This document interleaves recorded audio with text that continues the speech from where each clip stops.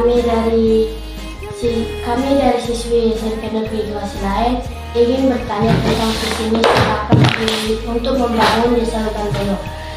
Sebelum kami bertanya, kami ingin memperkenalkan diri. Perkenalkan, nama saya Winnie Yulianti Silaet. Perkenalkan, nama saya Intan Nawangisa Kenjikan. Perkenalkan, nama saya Aino Pitasari Syagian.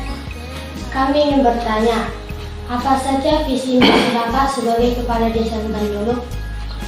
Visi misi kita untuk membangun desa Lubandolo ini adalah beradab, yang berarti berakhlak mulia, ramah, adil, damai, aman, serta patriotisme. Itulah kebijakan dari beradab.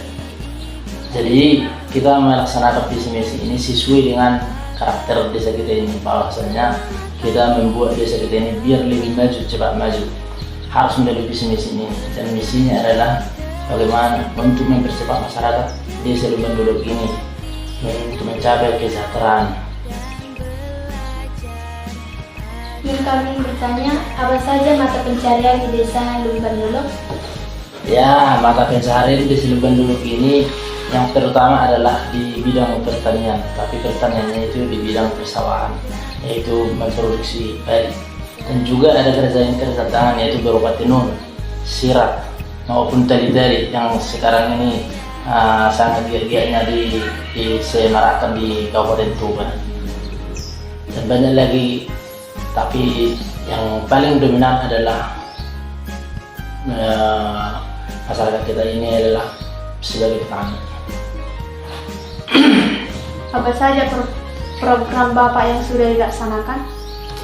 Program-program kita sudah banyak dilaksanakan di desa Lubandolo, terutama dalam pembangunan fisik maupun pembangunan di bidang moral, di mana sesuai dengan visi misi kita ini, pembangunan ini bukan hanya di fisik saja, tapi kita membangun manusia itu agar berkarakter. Apalagi seperti kalian itu siswa-siswa, harus pertama sekali adalah pembangunan karakter, di mana kalau karakter Anda itu siswa-siswa seperti remaja ini sudah bisa dibangun, maka sangat mudah diarahkan untuk mencapai cita-citanya. Yang pertama sekali kita membuat di sini pertanyaan dusun, di mana di dusun di desa kita di Lubandolo dibuat pertanyaan lingkungan, tapi atas nama pemerintah, bukan dari gereja. Itulah kita meningkatkannya. Cara melaksanakan program-program ini, kita membentuk BKR, Bina Keluarga Remaja. Nah, ini yang membuat pembinaan, dan kita buat di sini, dan juga kita buat program kita melalui Kadarkum, yaitu masyarakat sadar hukum. Bagaimana cara Bapak menyesuaikan desa Lubandolo?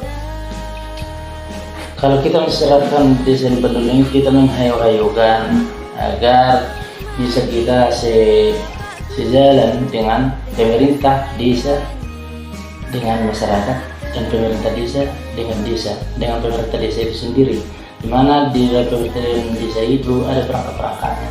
Jadi kalau ada kompak dari pemerintahan itu, ya pasti bisalah kita menghayaukan masyarakat.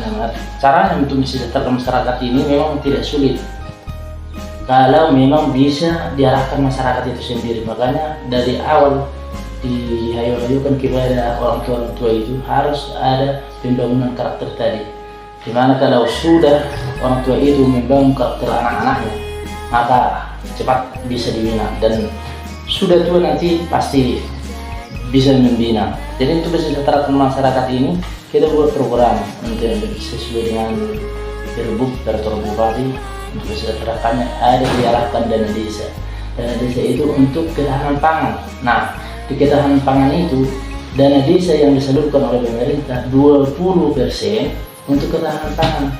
Nah, di sini kita membagikan kepada masyarakat bibit, pupuk, ada juga nanti seperti yang mau kita kembangkan untuk tahun ini, kita kasih ternak ayam, ikan, pokoknya macam-macam bibit, sayuran, semua kita fasilitasi itu untuk masyarakat. Nah, di sinilah kita membangun masyarakat itu yang melalui ada umpamanya pemberdayaan PKK, pemberdayaan kesejahteraan keluarga. Ini kita berdayakan PKK ibu-ibu yang ada di desa ini. Kita membuat ini pengolahan, contohnya pengolahan lahan kosong. Nah, di lahan kosong ini kita sediakan pembiayaannya, terutama kita kasih polybag, kita kasih bibit, kita kasih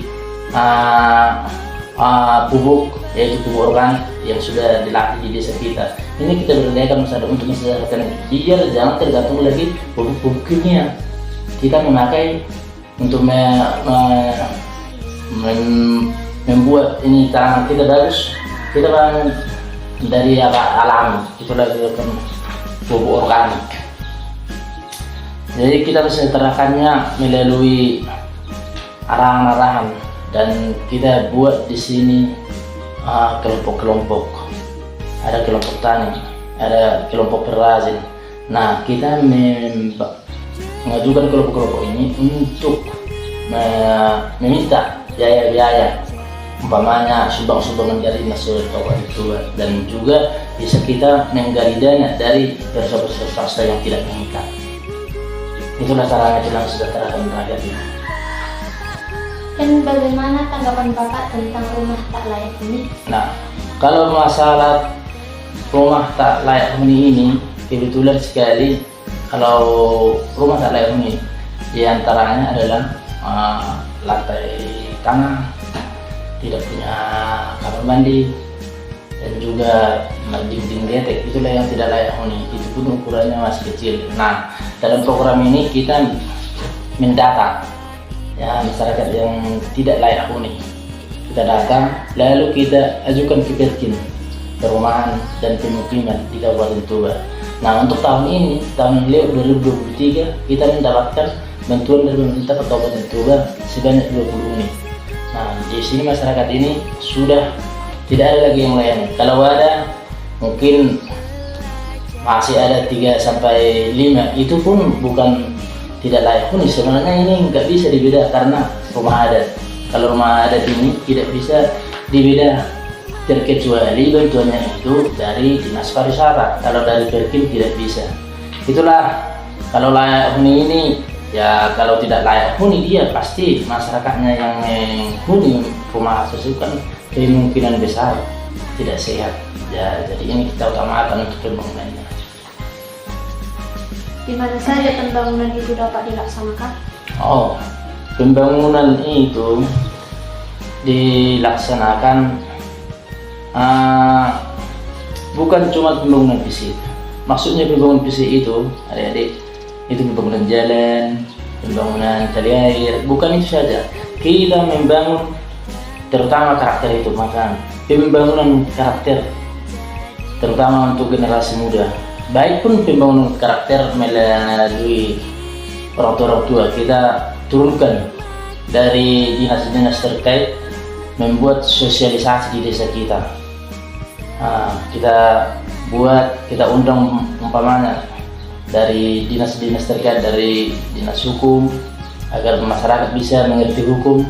Demikian juga untuk remaja, kita undang dari Polres, dari Polsek untuk pembinaan hukum untuk masalah narkoba ini. Kita buat itu bagaimana bahayanya narkoba untuk generasi muda. Jadi generasi muda mengerti akan bahayanya narkoba itu. Jadi pembangunan moral, umpamanya pembangunan moral ini, makanya tadi saya bilang itu tadi, pembangunan moral itu sangat perlu. Selain dari gereja, kita membangun moral itu melalui pertanyaan-pertanyaan di masing-masing dusun.